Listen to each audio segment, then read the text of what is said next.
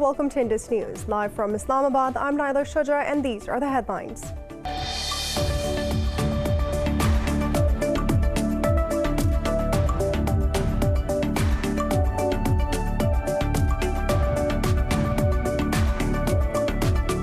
Israel has continued bombing the Gaza Strip for the 10th day, killing at least 4 Palestinians, including a journalist. At least 220 Palestinians, including 63 children, have been killed in the Israeli aggression so far. In the occupied West Bank, Israeli forces also killed 4 Palestinian protesters and injured 71 others. France, in coordination with Egypt and Jordan, have proposed a UN Security Council resolution for a ceasefire.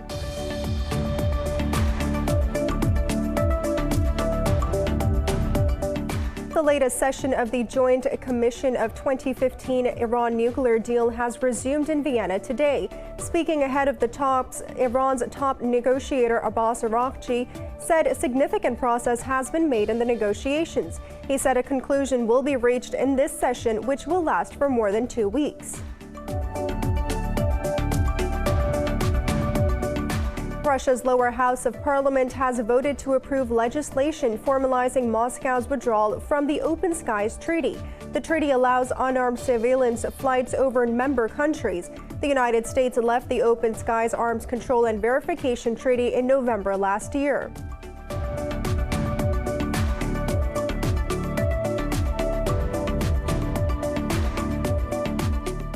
India has logged its highest single-day COVID-19 fatalities with over 4,500 deaths. The country has registered more than 267,000 coronavirus cases in the past 24 hours. In Pakistan, 104 people lost their lives to the virus and over 3,200 tested positive overnight. Globally, the virus has claimed more than 3.4 million lives and infected over 163 million people so far.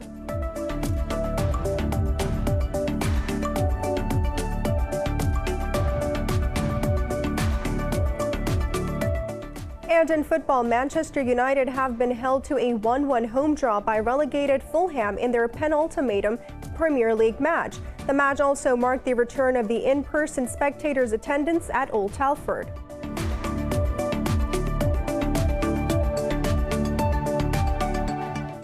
For more news and details, stay tuned. We'll be right back after a short break.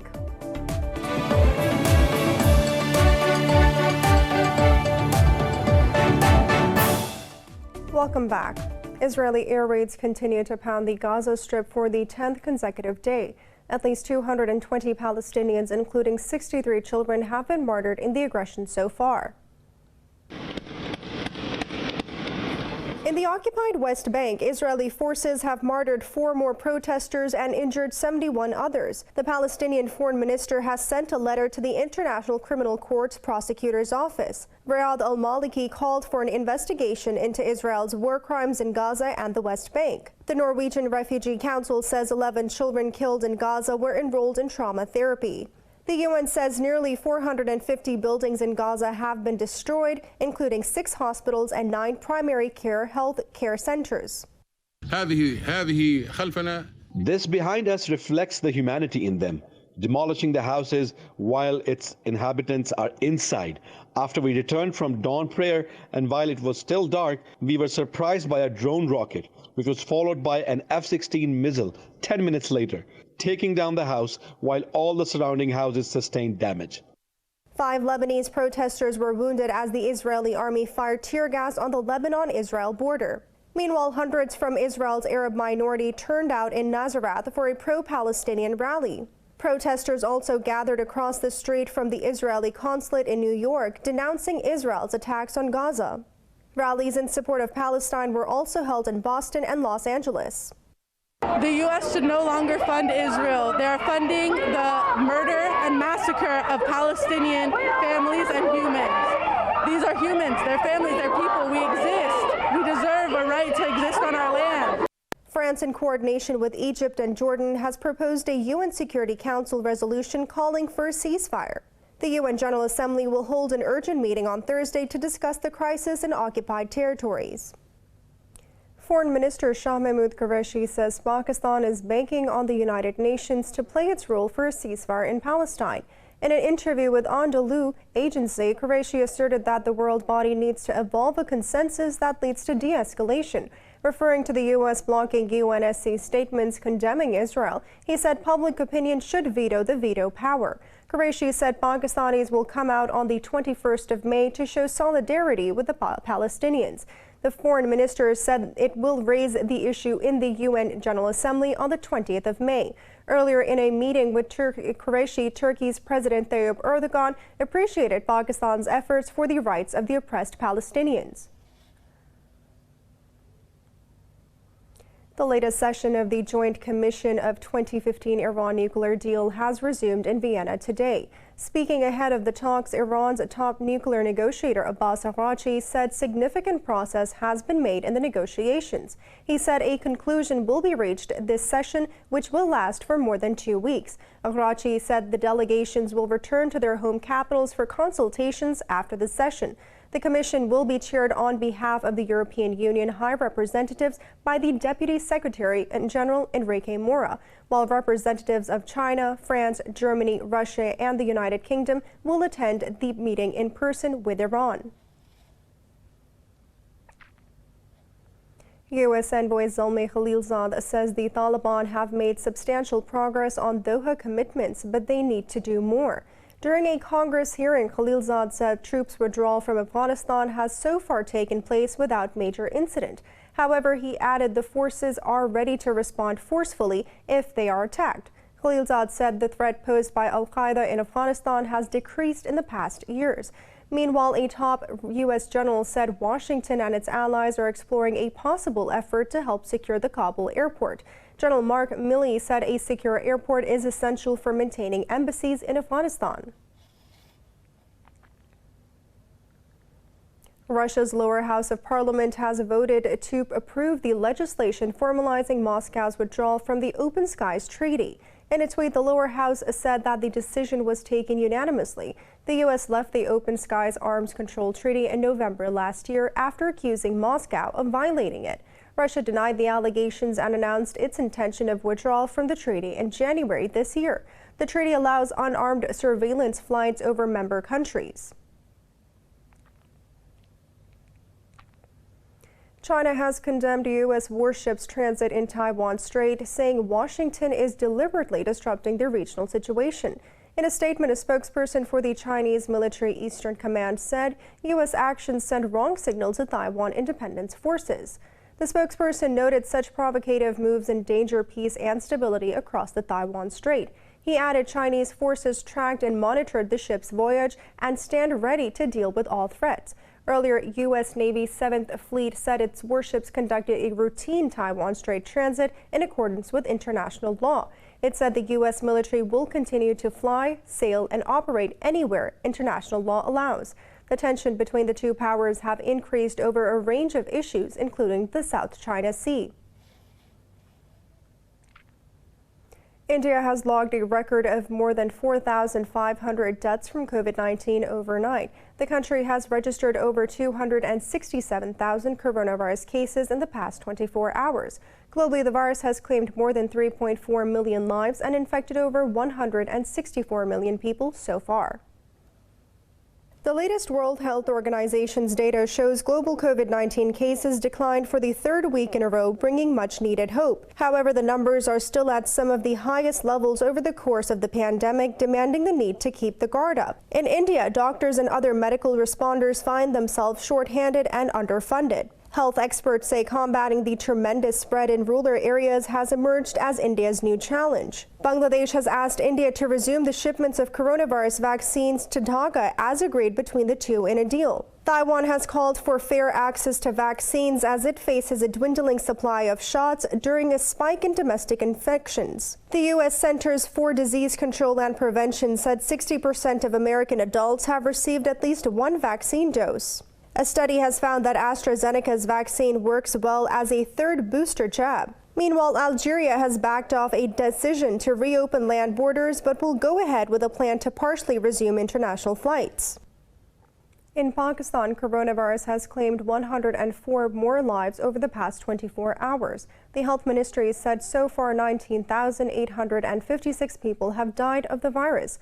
It said more than 3,200 people tested positive for the virus overnight. The ministry has so far reported over 886,000 infections and nearly 800,000 recoveries. It said there are over 66,000 active cases in the country.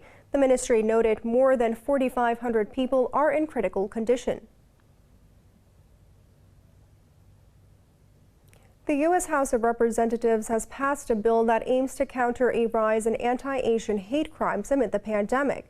The House voted 364 to 62 in favor of the COVID-19 Hate Crimes Act with a strong bipartisan vote.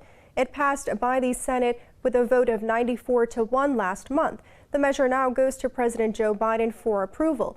The bill will create a new position at the Justice Department to expedite review of potential COVID-19 related hate crimes. In Myanmar, the anti-coup protests have continued. Several activists marched against the military rule in Mandalay and Sagaing regions, Kil Township. Reportedly, the Myanmar's military ordered a spyware months before the coup. The technology gives the army the power to listen to phone calls, view text messages, emails, and track user location. Meanwhile, fears for supplies and shelter have grown in Chin State as the conflict between the army and insurgents has intensified. At least 805 people have been killed by the security forces since the February 1st coup. In India, the death toll from cyclone TAUKTAE has risen to 33. Authorities say over 90 people are still missing after the storm slammed into the western coast of Gujarat. Cyclone TAUKTAE is the most powerful storm to batter the west coast in 2 decades. Hundreds of thousands of people who have been left without electricity after the cyclone ripped out by play-ons. Officials say the cyclone has knocked over thousands of trees and blocked roads leading to the affected areas. Gujarat Chief Minister Vijay Rupani said over 16,000 houses have been damaged. Meteorological Department has warned of flash flooding due to heavy rains and gale force winds over the next 48 hours. China's first Mars rover Zhurong has sent telemetry data back to Earth through the orbiter for the first time. The National Space Administration said the orbiter had successfully entered the 8.2-hour relay communication orbit. At this stage, the main job of the orbiter is to carry out data transmission between Earth and Mars. Zhurong is carrying out surrounding environment perception and state inspection as planned. The Space Administration said all its systems are working normally. China's first Mars probe touched down on Mars on Saturday morning, marking a historic achievement for the country's space program. China has sent a new ocean monitoring satellite into orbit from the Yuquan Satellite Launch Center. A Long March 4B rocket carried the Haiyang 2D satellite. The satellite will form a constellation to build a round-the-clock dynamic ocean environment monitoring system. The constellation will support the country's early warning and prediction of marine disasters and utilization of ocean resources. It will also support effective response to global climate change as well as the ocean research. The satellite launch was the 370th by the Long March rocket series. The Paris Wax Museum is reopening with a waxy new guest, U.S. President Joe Biden. More in this report. Biden is in and Trump is out, not just from the White House, but also from the Grevin Wax Museum in Paris. Opened in 1882, the museum has been featuring U.S. presidents since James Garfield. But when their terms end, their statue is disassembled and their heads and bodies are kept in separate crates in the museum's cellar. Closed for COVID-19 pandemic since late October, the museum has reopened with Biden flashing a toothy smile. What is interesting in his pose is that he's smiling a lot. Very lively, joyful, happy, and that makes people feel good during this period. We're very happy to have him from now on with us at Grevin, and we hope for a very long time. Some celebrities may disappear from the museum and then come back, as is the case with Elvis Presley. Among the museum's 250 celebrities and historical figures are lots of singers and soccer players. but political figures are relatively rare. I don't think Mr. Macron has met Mr. Biden yet. So here you go.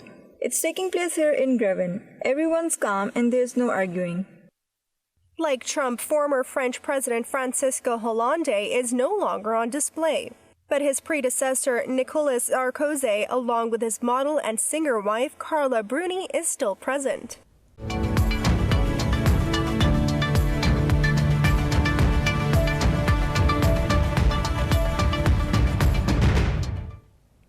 Welcome back. European stocks have fallen after a global dip in markets. Investors are wary of rising inflationary pressures, increasing the odds of an early tightening of monetary policy. Miners and oil and gas stocks are among the top losers in Europe. Frankfurt's DAX is leading the losses, tumbling over 1.5%. The Pan-European Stock 600 has also shed over 1%. In Paris, the CAC 40, London's FTSE, and Italy's FTSE MIB have slipped nearly 1%. Earlier, all Asian stocks also tumbled following an overnight Wall Street decline.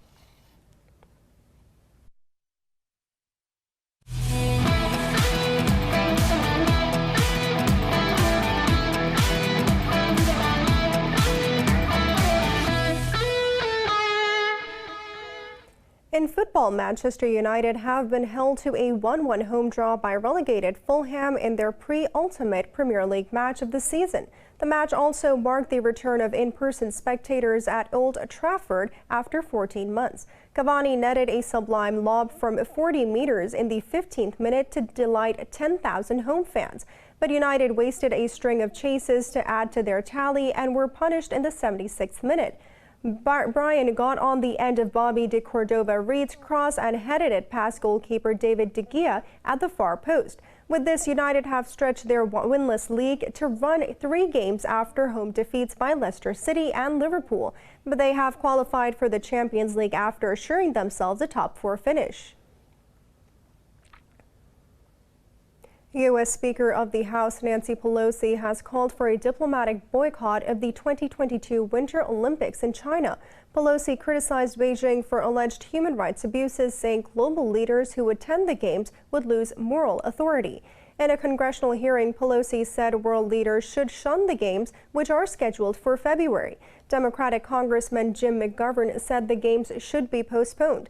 He said this would give time to relocate Games to a country whose government is not committing atrocities. U.S. Olympic and Paralympic Committee said barring athletes from the Games is not the answer. Committee's Chief Executive Officer Sarah Hirschland said past Olympic boycotts have failed to achieve political ends. Beijing strongly rejects accusation of rights abuses and genocide.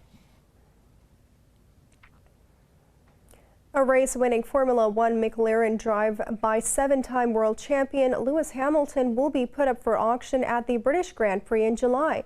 The Mercedes-powered MP425A will carry a price estimate of $5 to $7 million as it does laps of the Silverstone circuit. The Mercedes-powered MP425A will carry a price estimate of $5 to $7 million. Lewis Hamilton has a record of 98 wins and is the Formula One's most successful driver of all time with 100 pole positions. Hamilton drove the F1 McLaren in 4 races in 2010, while the 2009 world champion Jenson Button achieved 3 podium finishes and the fastest lap with this car.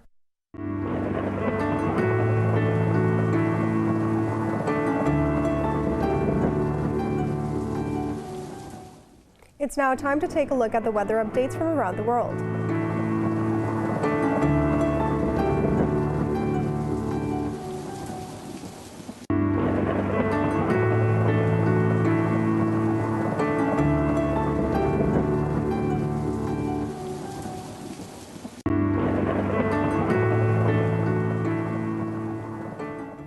For the latest news updates, you can follow us on our social media at Indus.News.